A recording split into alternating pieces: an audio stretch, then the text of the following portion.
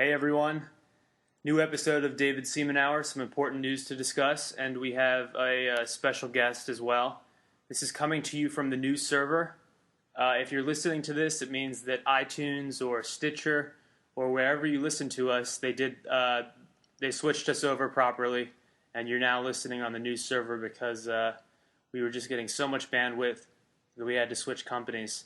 If you listen on iTunes, that is the preferred way to listen. Please just search for David Seaman Hour on iTunes or within Apple's podcast app on the new iPhone or on your iPad or wherever. When you search for us, you can just hit that button that comes up. It says subscribe free, and then all the new episodes will be downloaded to your phone or your iPad automatically. And if you're feeling generous and magnanimous, feel free to give us a rating as well to review the show and give us as many stars as you think we deserve. Hopefully 5, but honesty is the best policy. Anyway, let's get him on the line.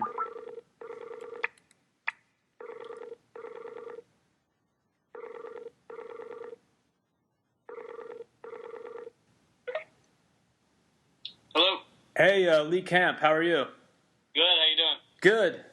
So we're recording right now, and it's actually really good timing because so much stuff has happened today in the news, and then it was kind of like a stroke of good luck. Just 5 minutes before you hit me up on Skype, I found out that we've been transferred over to the new server, so the show will go up on time because we were with like a podcasting company that just couldn't handle the bandwidth, and they kept charging me more and more. And I don't feel like you should have to pay like hundreds of dollars every month for a podcast. It should be as close to free as possible. Seriously. Yeah, it's free for everyone listening and hundreds of dollars for us that create them. Yeah, that doesn't make sense. So what is on your radar? What sort of stories are you focused on? I don't know. I mean, in a larger sense, I've just been going after the puppet show that is the presidential race for the most part. But smaller stories, I don't know. I mean, they come on my radar for a minute or two. I try not to make my moments of clarity things that are going to be the moment of clarity videos, things that are going to be like stuff that'll be out of the news in 3 minutes. But yeah, I was watching some of those on YouTube today. Your moments of clarity. And it's so funny that in this day and age, some of the most sane and important political voices are comedians. And it's almost like we're living in some kind of new Middle Ages where if you want to challenge authority, you have to do it under the banner of it being comedy, like you're like the modern day court jester or something. It's so crazy that you can't just say like what you feel and not have to make it funny.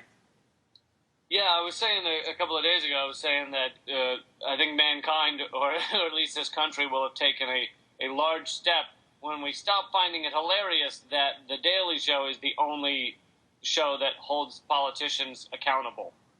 Like, everyone jokes about that, and everyone kind of knows it, that The Daily Show is one of the few shows that will actually, like, show a clip of a politician saying something and then show a clip of them saying the opposite thing 2 years prior.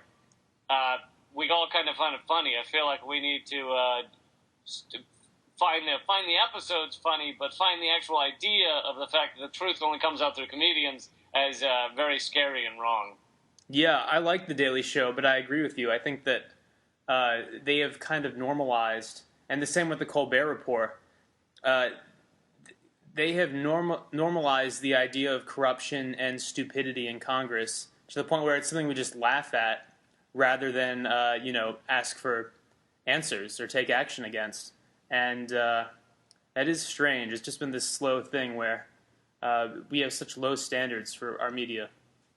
Right, and something I also was talking about yesterday, and this is basically related, is I guess Anderson Cooper and CNN were under fire because they revealed some of the dead ambassadors' journals that they had found themselves. And the State Department was getting on, saying they shouldn't have done that. And Anderson Cooper's response was, we have an obligation to the viewer to reveal any information that is important and needs to get out there.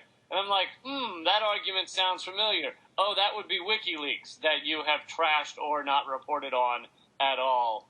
So it's Anderson Cooper is basically giving the same argument as WikiLeaks, except now because it's CNN, it's an it not only is it acceptable, it should be acceptable. That should be what they're doing all the time. But instead, they have completely ignored WikiLeaks, or perhaps even jumped on the bandwagon of revealing the truth is a terrorist action.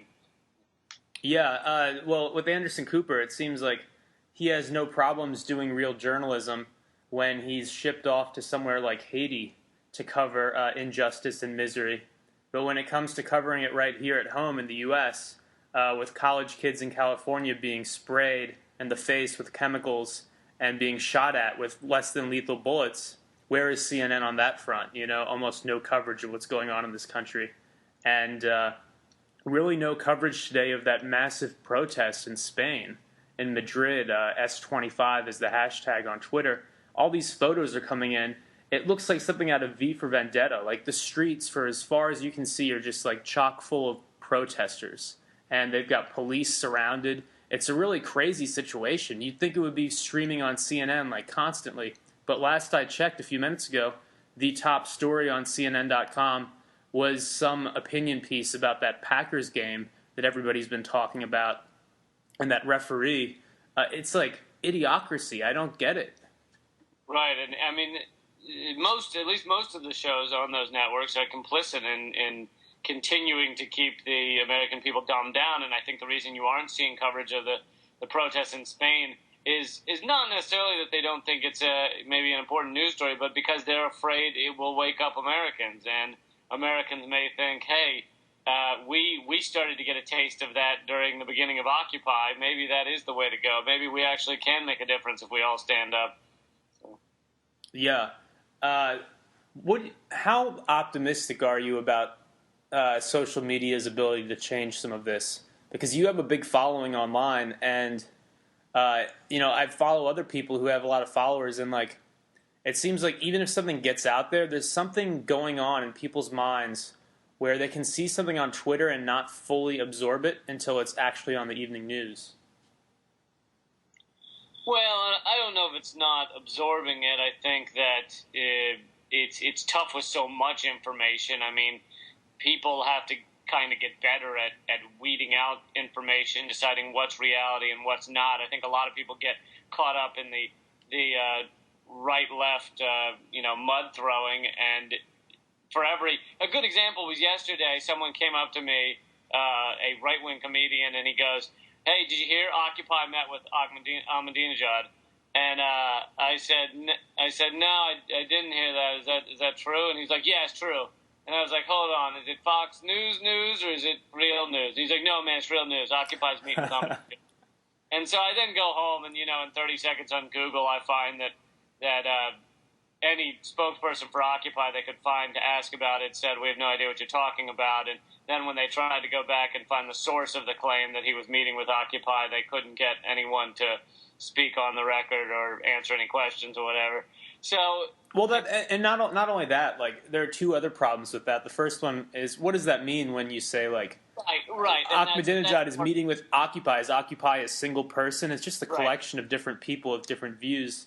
And the other thing that's crazy about that is this guilt by association thing, where it's like, who also met with Ahmadinejad? CNN. Piers Morgan met with him, so and the UN. There's plenty of problems with it. I mean, I didn't get into the more nuanced problems, which are, people should meet with leaders that we aren't necessarily in favor with, because this would be a more peaceful world if we could, meet with Saddam Hussein before the invasion and actually, find out true intelligence about weapons of mass destruction, if that's the real reason they went in. But you know what I'm saying? Like, meeting with these people is important and should happen. And but that's a separate argument. But the point I was making is just that this didn't actually happen. And instead, but people just get the news from the two sides, and they just pick which side to believe. And that's not really the case. It should be, you can get the news from the two sides, but you should also find out the truth. Yeah, I was on some Huffington Post Live segment earlier today discussing stuff with Alan Combs the like token liberal guy over at Fox News. And it's funny that he has to, in like every sentence, I mean, he was great, but in every sentence he has to identify himself as a liberal and a Democrat. It's like, why can't you just be a person who's in search of the truth? You know, why do you have to be carrying this banner at all points? Right, and I actually think that people like him who agree to be on these right-wing shows yet essentially agree to be beaten up every episode or, every day to basically back down and allow Hannity to quote-unquote be right every time it probably does more damage than Hannity does. Yeah. You mentioned Saddam Hussein, and that got me thinking about something that's been on my brain for the past, 24 hours, and I can't get it out. Have you ever heard of the petrodollar warfare hypothesis?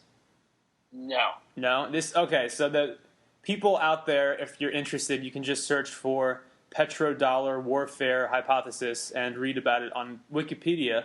But I almost said WikiLeaks there, but no, on Wikipedia.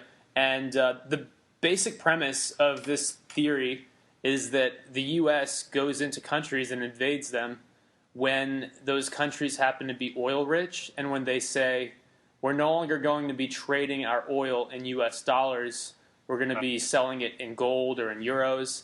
And it's really kind of startling when you look at the countries that we consider to be our enemies and the ones that we most want to create regime change in.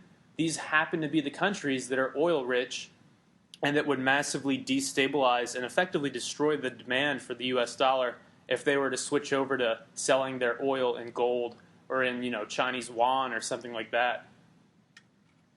Yeah, I mean, and also what would correlate with that is simply oil-rich countries souring on relations to the United States in other ways.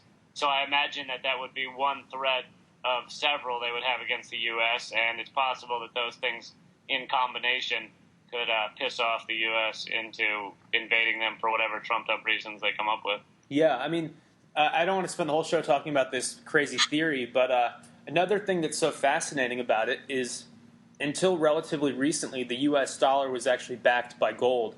That's part of the reason why it was so respected around the world. And then Nixon took us off the gold standard, and the U.S. dollar became just backed by the faith and credit of the United States government. And I think it even says that on the dollar bills. It says it's backed by that. So basically, it's just a confidence game. And the only reason the dollar has value today, according to proponents of this theory, is that it's really what's called a petrodollar. It might not be linked to gold anymore, but it's intimately linked to the price of oil. And no matter what country you are, if you want to buy oil from Saudi Arabia, you have to buy it in dollars. You can't buy it in your own currency, and that keeps demand for the dollar much higher than it would naturally be. And if for some reason that were to change, our dollars would become so worthless that you would have hundreds of millions of people in this country unable to eat and unable to pay their mortgages and all that shit. So it is kind of an interesting idea. Well, and what you said about that last part, well, actually everything you've said has a lot to do with my latest moment of clarity that came out yesterday, the video, and people can watch these at leecamp.net. But it was about how we basically forget that money and dollars are a symbol. They are a symbol of what they can get. They are not true wealth. And so, and I quote, in the episode, I quote Alan Watts, who said that, when you have the resources, when there are enough resources around, food, water, shelter for everyone, and yet you say that certain people can't have them because there's enough money, there's not enough dollars, that's like saying we can't build the house because we don't have enough inches. We have the hammers, the nails, the wood. We've run out. We've used up all the inches. Dollars are just a form of measurement, and we kind of lose that. And the way we view them actually does impact the way we use them and the way they affect us. And so this sounds like if you don't get deep into it, it can sound like just a little semantics game, but it actually means a lot in the way we live our lives.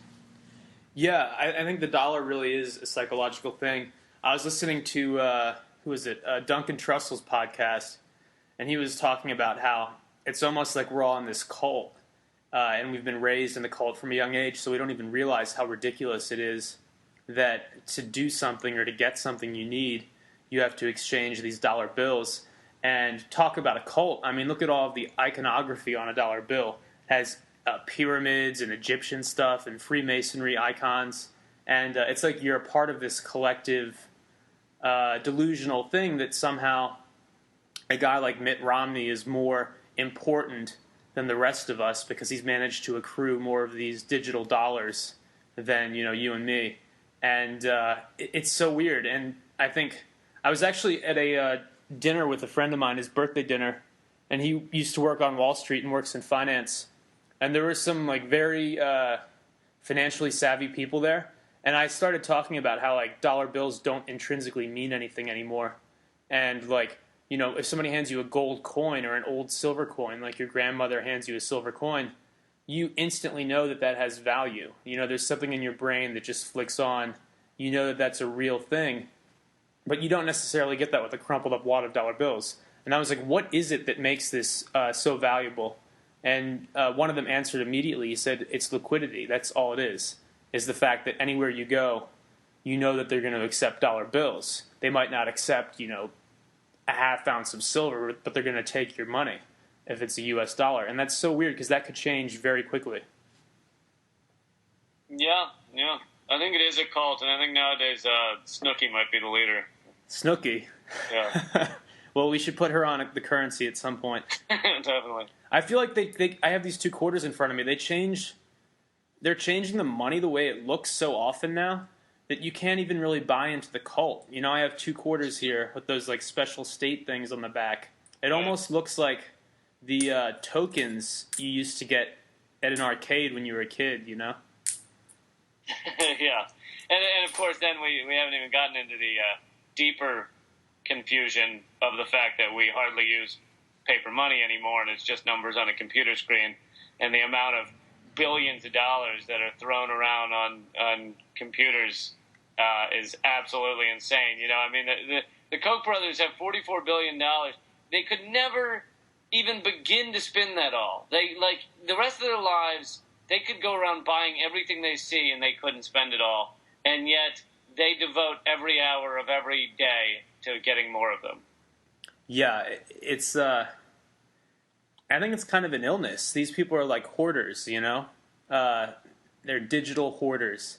What can you do with $44 billion that you can't do with, 20 or 30 billion or even just $100 million? Yeah, I think it is a form of psychopathy. I think that the people that get to the top of the biggest corporations are essentially psychopaths and or at least sociopaths and put profit above all else, and that's the type of thing that gets rewarded.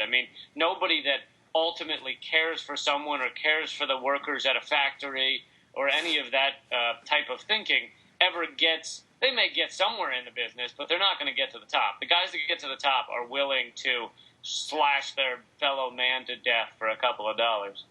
Yeah, I was meaning to interview this billionaire who wrote a book about this, about how he got rich. And I can't interview him right now because he's experiencing some health problems. His assistant got back to me, which is pretty sad because it shows you that even somebody like that who's managed to accrue billions of dollars, they're not immune from any of these things. We're all going to get old and sick. And yet they seem to think that a certain amount of money... I thought they were invincible. Well, a lot of people out there, I feel like they do think that. Like, they get kind of weak in the knees when they're in the same room as, like, a Mark Zuckerberg or a Donald Trump or somebody like that, just because of what that individual has in their digital bank account. That doesn't make them any different from the rest of us. Right. Well, I've noticed for a lot of people, both wealth and celebrity seem to trump their values, at least in meeting the person and the way they behave towards the person. I was on a show, it was weirdly a comedy show in a basement of a comedy club in New York, and Mike Huckabee was on as the guy they interviewed, and I was opening the show, and what amazed me, and other than my stand-up, nothing during the entire show, and this is a left-wing audience, it's a left-wing comedy crew that invited him there and interviewed him, there was not a moment that they challenged him in any way to defend his beliefs, to defend his hatred of gay people, to defend any of that stuff. It was just the most lighthearted. Everyone's cheering and loving him, and it's because it's celebrity. The idea that this Fox News guy would come down to their basement comedy club was people were just too excited. Yeah, I think that's so fucked up. This like psychological short circuit that occurs, circuit breaker goes off. Yeah. Like the same thing when Obama did that AMA, his question and answer thing on Reddit. Somebody posted a really good question about his warrantless wiretapping and like drone strikes and all of that, and other people immediately answered, and they were like, "How dare you be disrespectful of the president? He's giving us his time." And it's like, I don't think you understand. He's an elected leader. It's your responsibility to ask him some good shit. You don't just have to suck up to him while he's there and say how great he is. If it's a question and answer, you should be allowed to post something that's a real question. And I have a crazy theory that things like extreme wealth and, like you said, celebrity or notoriety, that people freak out about these things because we haven't had enough time evolutionarily to get used to those situations. Like, evolutionary psychology has become really hot right now with everybody. It seems like with podcasters, with pickup artists in LA, they're really into it. With even like business marketers, like when the people who make ads in magazines are very into tapping into your evolutionary psychological needs.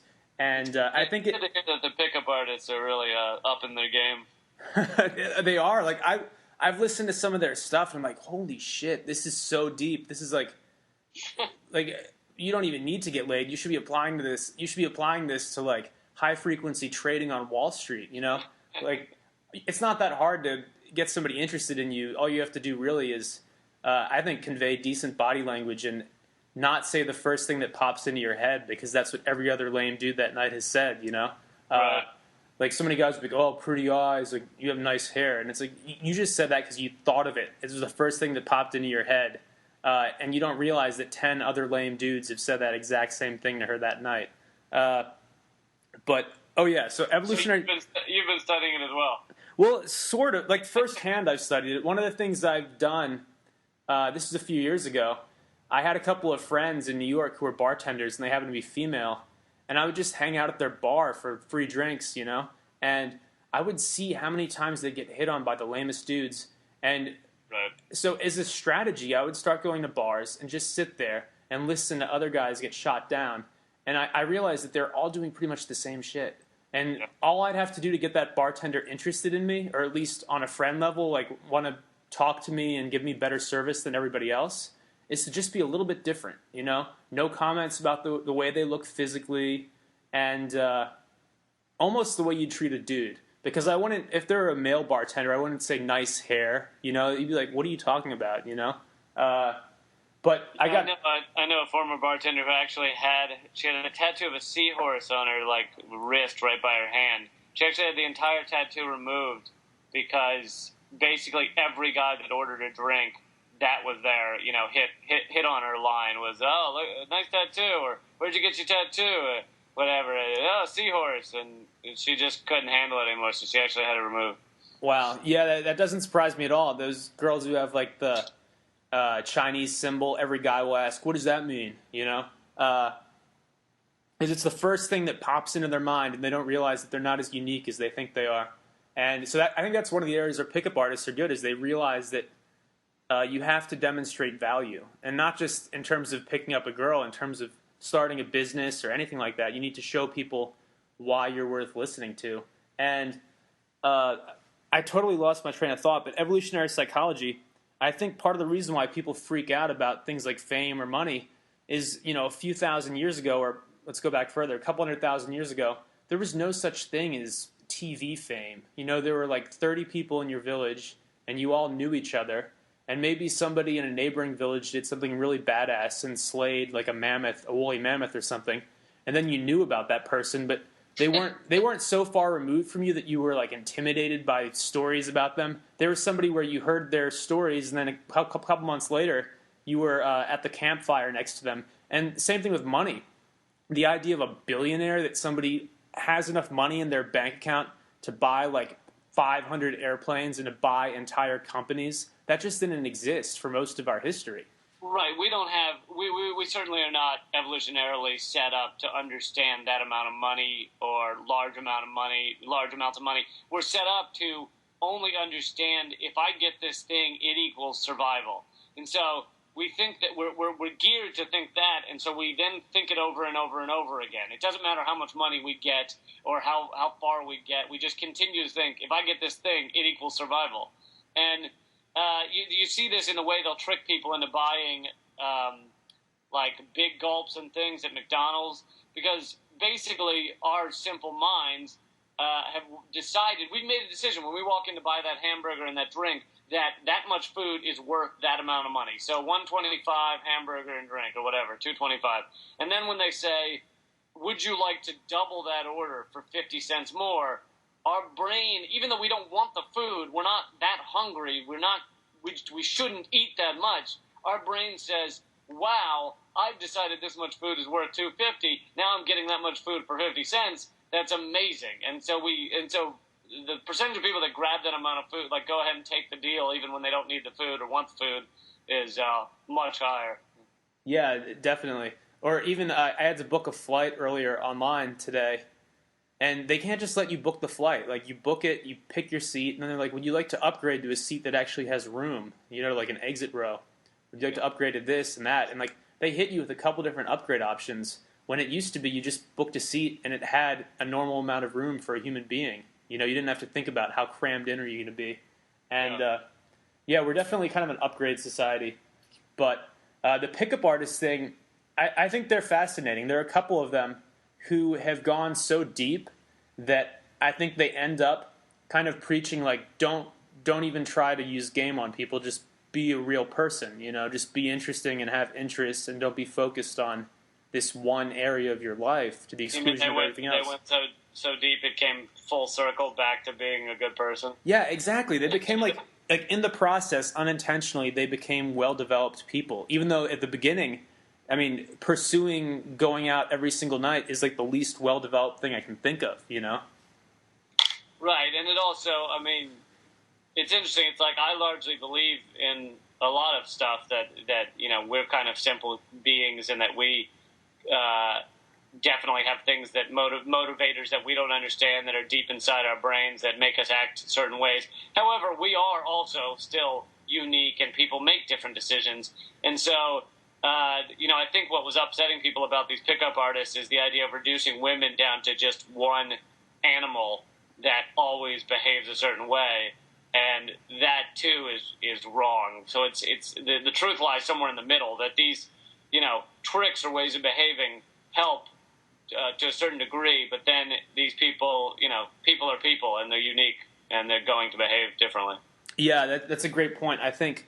And I was guilty of this too at one point. You're at a club or somewhere, and you start talking to a really attractive girl, and then for some reason she rejects you, or she moves on to the next person, and your brain for some reason automatically thinks, why don't women like me? And that's not the appropriate response. The appropriate response would be, why doesn't this one woman like me? And certainly if that's the only response you're getting is rejection, then it's an indicator that you're doing something wrong. But if one person treats you like shit, that's more a reflection of where they're at or their circumstance. And I think that the brain, for whatever reason, does not have a good idea of statistics at all, right? You can have 10 nights out and 8 of them went great, but your brain focuses on those 2 bad nights more than anything else. Right, and there's a term for this which is similar that I can't remember, but if that girl had shot you down and you thought to yourself, well, she's a bitch anyway, or you know, you just thought that girl's a bitch. We tend to take one moment from people and decide that is their entire personality. Whereas with us, if we're a jerk for a minute, we then think, God, I was a jerk for that 1 minute. I was pissed off. I was grumpy. That person, bumped into me, so I was a jerk for a minute. But that's not who I am. We understand in ourselves that we behave differently depending on times of day and depending on different circumstances. And just because we're an asshole for a second doesn't mean that we're always an asshole. Whereas with everybody else, some stranger bumps into you, you think that person is an asshole for life. Yeah. Yeah, even you look at well-known people on Twitter, and somebody is trolling them, and the well-known person calls them out in public and is like, yo, you're being a dick, stop. And that person becomes so offended and distraught, that a well-known person called them out in public. They're like, how could they do this? And then that's all they think of that person is, this is the bully who called me out on Twitter. And really, you just caught that person at a bad time, and you were trolling them, and they have other shit going on, and maybe didn't want to hear you spreading lies about them, Yeah.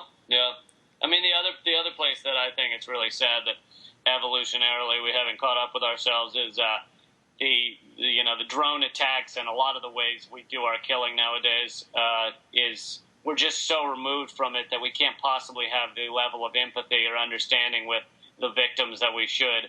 I mean, at least when you're going house to house in Afghanistan, you have to face these people, and if you're going to kill someone, you have to do it to them. Whereas with drone attacks, and there's just stats coming out today saying that many more people have died from drone attacks than than previously listed, and more are civilians than previously listed. And it's these are being piloted by people in Las Vegas, sitting in little offices, staring at grainy footage. They recently blew up like a group of women who were carrying firewood, so they're carrying firewood back to their village, but on that video screen from a mile up in the air, that the firewood looks like rifles. So that they just bomb a group of women, whereas we're evolutionarily set to only have empathy for or at least have greater empathy for people we see in front of us. Yeah, it's so horrific, and like that recent thing with the embassy in Libya, and all of the stuff in the Middle East of them burning American flags and all this. It's crazy that our mainstream media says, yeah, they're doing all of this in response to a YouTube video, which for the first few days didn't even get that much traffic. They're doing all this because of some crazy YouTube video that's offensive to their religion.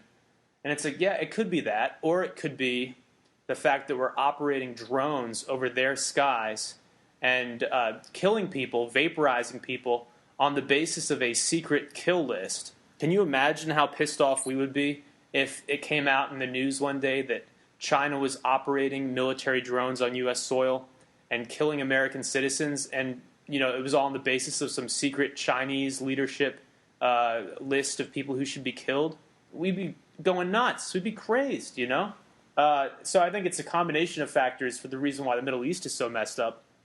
But certainly a part of it is I believe they're beginning to react. They're beginning to act out against years of what amounts to occupation.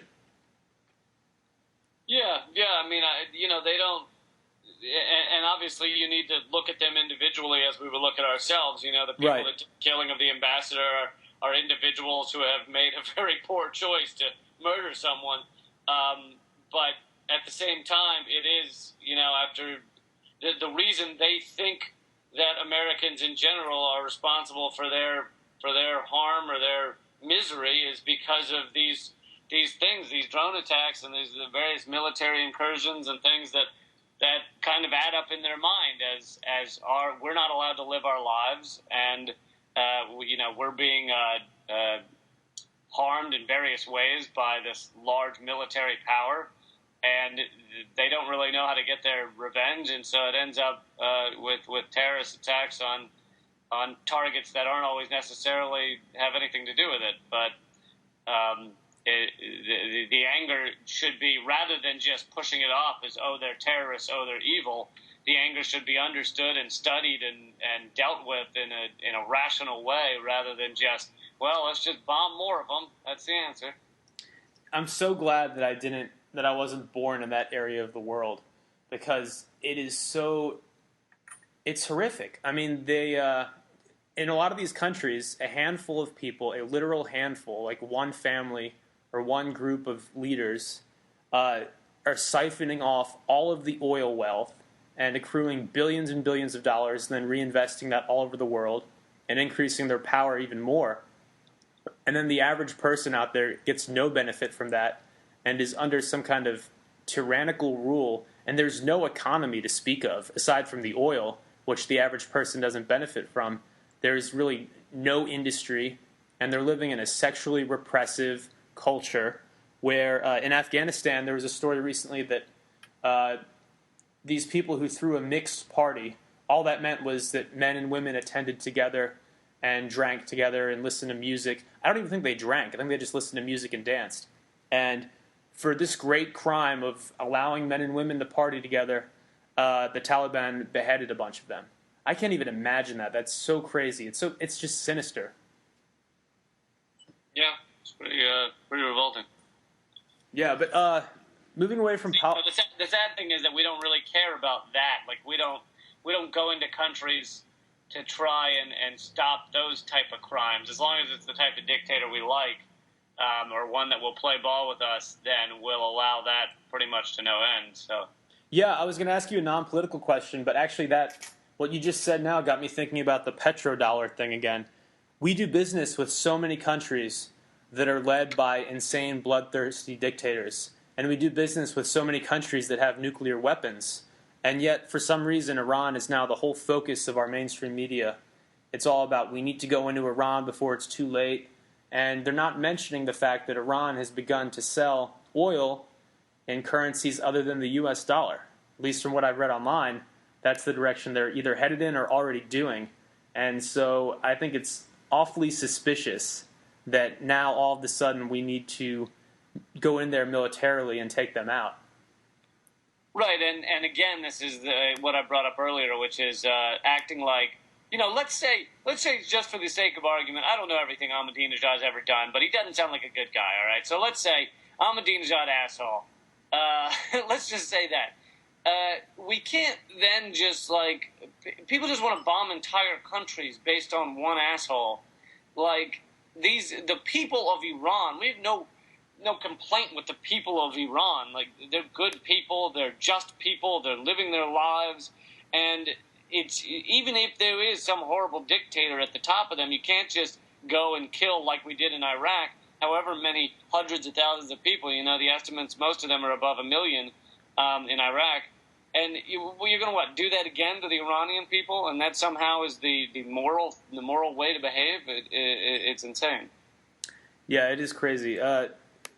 It seems like the level of propaganda that people are subjected to, what's happening now is exactly the same as the lead up to us going into Iraq. And it's like we're going to be fooled again. Nobody seems to get it. It's just one-sided stories and saber rattling. And I'm a pretty strong proponent of military action when the U.S. is actually threatened. I'm not in favor of preemptive war or war for profit or any of this other stuff.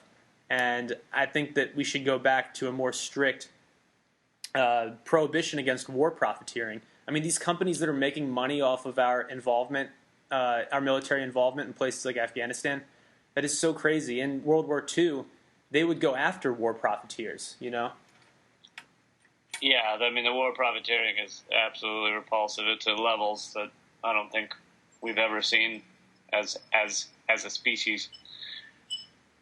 Yeah, I hope we find something other than oil pretty soon as the energy of the world, because that would change a lot of what's happening. Well, that brings me to my latest video, which will go up tomorrow, where I suggest that we should take all the people that are starving because our money's not going to them, and when they die each year, we just use them as the fuel. So, some sort of humanol, I think, would be good to run our cars on. Humanol, that's pretty dark. Yeah, where did I heard somewhere, some German scientists actually did a paper on that recently about how much energy you can extract from, a corpse. I didn't know that. It's a real thing. But what else is out there? I feel like for some reason, most people out there like what I'm doing. Certainly the people who are listening to this, they wouldn't be listening if they didn't like it. But in the process of becoming more political this year and getting really involved in things like speaking out against drone strikes and speaking in favor of the freedom of speech and the Fourth Amendment, and your privacy rights, I've lost a couple of friends. There are a couple of people who are weirded out by how involved I am now. And I think that some people believe that everything that's happening right now is so complex that you almost can't have an opinion on it. And I don't think that's true at all because I'm not that smart a guy. It mainly comes down to if you can read a 140 character tweet on Twitter, and if you can read like a normal length article on Huffington Post or on, I don't know, Forbes or something, you're smart enough to figure out what's happening today. It's not like really abstract genius stuff. If when you read about innocent people getting vaporized by predator drones, and your first gut reaction is one of revulsion, and that something's wrong, that's probably correct. You know, that's probably there for a reason. Yeah, I mean, I largely agree with you. I do think that some people sadly think that Fox News is giving them facts, and so it's not necessarily that they think it's too complex. It's that they're believing people that are just simply making up facts, of, a truth, a reality that is not there. But yeah, no, some people do claim it's too complex, and I think that you hear that a lot with global warming and the global warming science. And I just played a clip on my podcast. The podcast is longer than the video rants that I do. It's also called Moment of Clarity. And I played a clip of the TED Talk by, I believe his name is David Roberts, and it was about global warming, and he talked about how it's only 10 minutes long, and he said the reason, he was told by some news anchors and some reporters that the reason they don't talk about global warming or climate change more often on your mainstream media is because it's too complex. The science is complex. It's hard to get a grasp of it. You got a 5-minute segment. You can't get it all in there. It's just too complex. And he said it's really not too complex, and then he goes on to explain it and explain the consensus of the scientists. You know, we're talking 98% of the scientists talking about, a 2 degrees rise in the next 50 to 100 years, possibly a 4 degrees rise. And that amount of rise is devastating, just utterly devastating for mankind. And it's not that tough to understand. And so it was an interesting clip because it's only about 10 minutes long, but he really lays it down about how this is not complicated. We need to know it, and we need to be talking about it more. Cool. Yeah, I'm going to check that out. There was a graphic on Facebook the other day that one of my friends shared, and it was a very similar idea. It said, which is more likely, that 99% of the planet's mainstream established scientists are involved in some kind of conspiracy to convince you that climate change is occurring, with their limited financial resources they're doing this, or that a couple of oil companies with vast financial resources have bought the opinions of a couple of pundits on TV and a couple of corrupt, a scientist can't really be corrupt, but you can be a shitty scientist, and that they've basically bought a couple of BS scientists to say, don't worry about it, climate change is just a theory, even though I know the areas where I live, it's hotter than it's ever been, and that's been recorded in the papers. We're seeing the hottest years on record, and well, it's not just the hottest; it's followed by the coldest. Right, the most extreme. Yeah, New York had the most snow we've seen in like 50 years, followed by the hottest summer or something like that. I saw another great cartoon, which was a guy yelling. Yeah, but what if we switch all our stuff to sustainable energy and make this a much better planet for nothing? And it turns out climate change is not real, and we did it all for nothing. Yeah. then we have a cleaner planet. What's wrong with that? And we've gotten off the teat of oil. The point is, what if we make everything better and a cleaner planet and a better environment and sustainable resources, and it turns out it wasn't really happening? Yeah, I know we're out of time just about, but before we go, I wanted to ask for your thoughts on the new iPhone. I mean, you're a comedian and also you're a social media guy. So what's the deal with this iPhone 5? Is it worth getting? Well, a couple of things. I love that our mainstream media has now just become just a steady advertisement for Apple. Oh, God, I know. It's crazy. It's really gotten insane, the level of as if any Apple product that comes out and anything it does is news. And any other product, obviously, is not news because that would be advertising. But just for Apple, it's okay. So I find that funny. I also would love to, say that I'm able to avoid all these products that use conflict metals and, the Foxconn factories in China and that make Apple products and, horrible working conditions. I do try to avoid to the amount I can. So actually I'm with Credo. It's a progressive phone company, and they don't have the iPhone, so I have some sort of Android Sprint thing. But it probably also has conflict metals in it. It's just slightly more ethical than, I guess, a lot of the Apple products. Yeah, I think when you start to be aware of this stuff, you don't have to go into like Buddhist monastery mode because then you're missing out on a lot of things that I think you really want. Even to be aware that the person who made your iPhone 5 was paid $2 an hour for it under crushing conditions. I think that's a huge step to go from that to a few years ago, assuming it was just kind of, materialized by elves in the North Pole. It's only very recently that Americans and consumers in general in the Western world have thought about where their products come from. That's a new thing. Right, and I think that it's important because for the stuff that is easier to go without, it's all nearly impossible to go without a cell phone, but it's not so tough to go without Nike shoes, and you could switch to another brand that's a little better, and so I think that by thinking about it in general, people can make some switches on a lot of the easier products. Yeah, thanks for mentioning the Nike thing. That's really that's an easy fix. But I don't want to bash on Apple because I have the iPhone 4 and I plan on getting the iPhone 5. I'm already on the waiting list. So if I were to just claim that I'm above it all, I would be such a phony. And also, iTunes is amazing. Like most of the listeners of this podcast listen on their iPhones through iTunes because it's easy to use and it works well. And when I was in the Apple store scoping out the iPhone 5, at first I was convinced that I did not need it. I was playing with it, and I was like, all right, it's slightly thinner. It's definitely a lot lighter, but the other one's not exactly a brick. It's just a cell phone. So a little bit thinner, a little bit lighter, and definitely it loads shit faster than the other one. And I was like, I don't really need this right now. There's a chance I could mess up my contacts right before a trip, and then I'll be all messed up when I get there and won't know who to call. I can hold off. And then the way the psychology is in the Apple Store, of people crowding around these tables and like asking you to, not asking you, but kind of they want you to stop playing with it so that they can play with it. You get into this crazy thing where, going back to evolutionary psychology, suddenly I really wanted it. And I felt like this product was in short demand. And if I didn't make my decision soon, I was going to be out of it. I was not going to have the opportunity to have this iPhone anymore, which is so ridiculous because it really isn't it's not what's the word? It's not a limited supply. If I don't get it this week, they're going to ship millions more of them next week. Yeah. I got to run in a second. I'm sorry. Yeah, I went over. Thanks a lot for doing the show tonight. And where can people listen to you best? I am at leecamp.net. People can get my videos for free. They come out twice a week. You can subscribe on YouTube. Just search for Lee Camp Comedian. I'm on Facebook /Lee Camp Comedian and Twitter @Lee Camp. All right, at Lee Camp, everyone. Thank you so much. Thank you, man. All right, bye.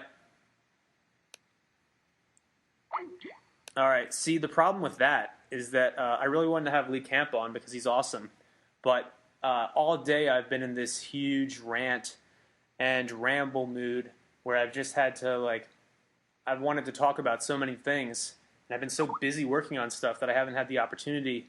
So this was like my interview with Lee Camp, but it was also me constantly interjecting and rambling. And sometimes it's just like that, Some nights you have to talk a lot, and we're going to keep talking right now because I have to address some other stuff. QE3, people have asked me to talk about that because it's something that a lot of people don't know about, and it's massively important to our economy and to possibly our future as a country. So what is QE3?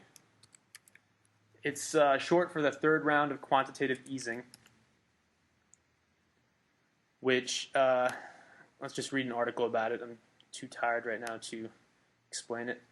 All right, this is from Washington Times, and nope, wrong one because it's an opinion piece. I want actual facts on this. All right, here we go. Perfect. Seeking Alpha.